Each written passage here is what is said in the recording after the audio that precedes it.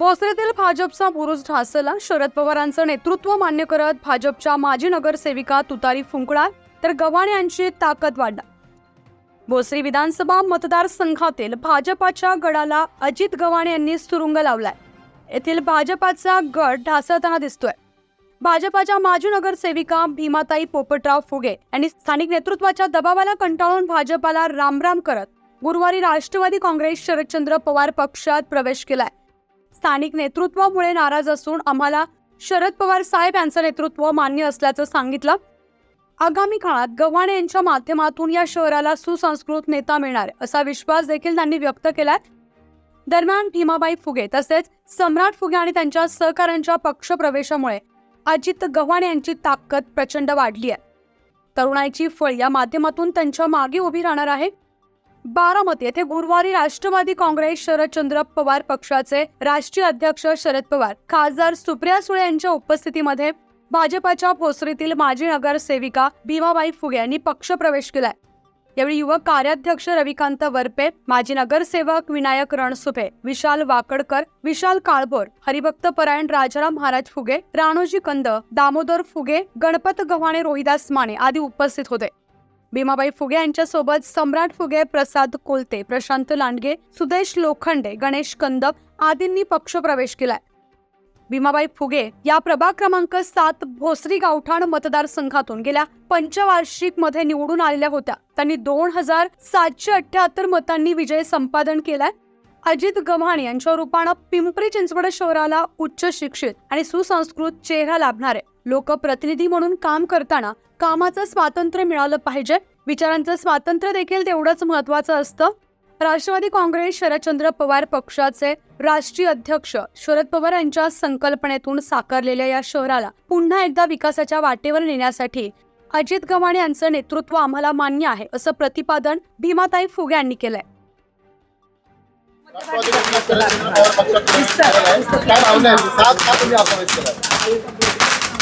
मी नगरसेविका भीमाताई पोपटराव फुगे.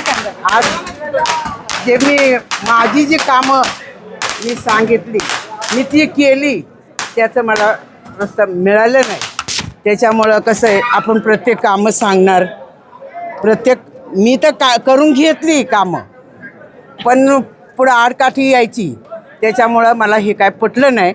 म्हणून आम्ही मायलेकांनी विचार केला की आपण शरदचंद्रजी पवार यांच्या याच्यामध्ये प्रवेश करायचा, राष्ट्रवादीमध्ये प्रवेश करायचा.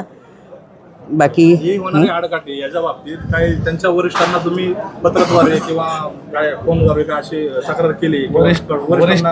वरिष्ठांपर्यंत मी हे केलं, पण तरी नाही.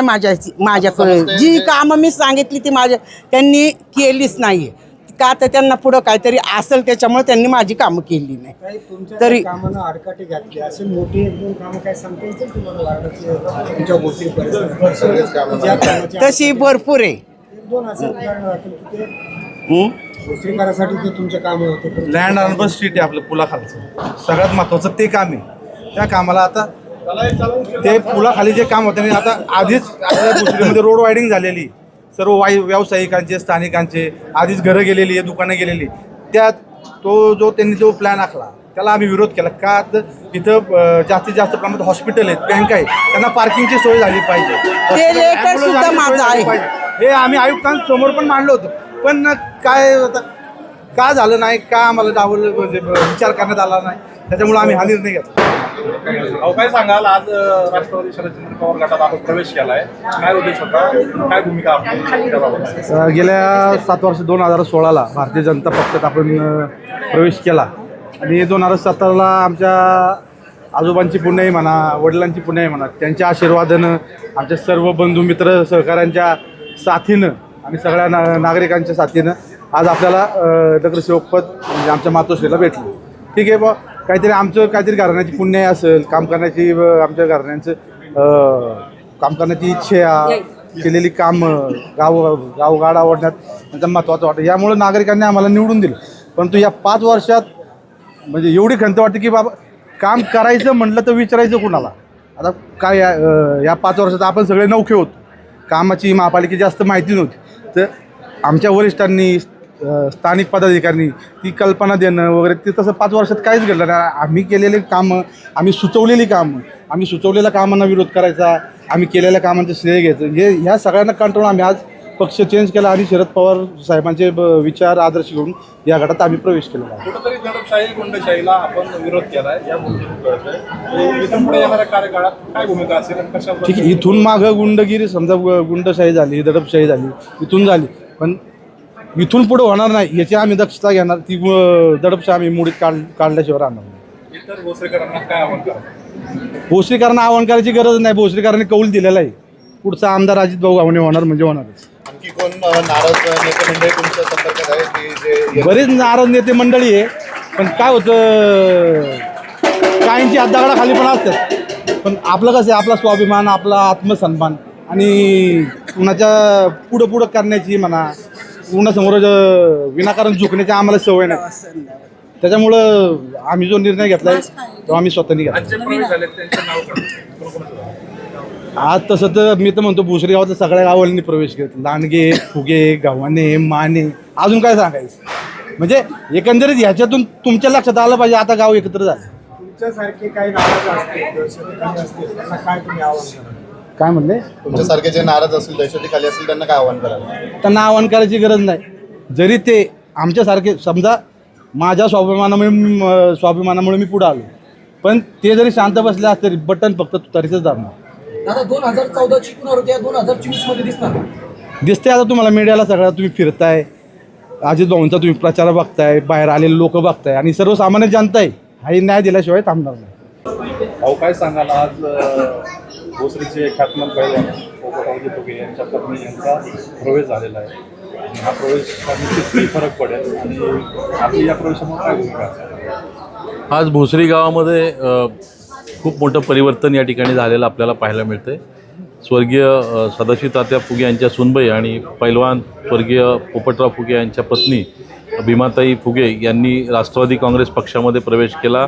आदरणीय पवारसाहेबांच्या समवेत त्या ठिकाणी त्यांनी बारामती या ठिकाणी भेट घेऊन त्यांनी आणि त्यांच्या संपूर्ण सहकाऱ्यांनी मोठ्या प्रमाणात त्या ठिकाणी हा प्रवेश केलेला आहे आणि ही परिवर्तनाची नांदी आहे.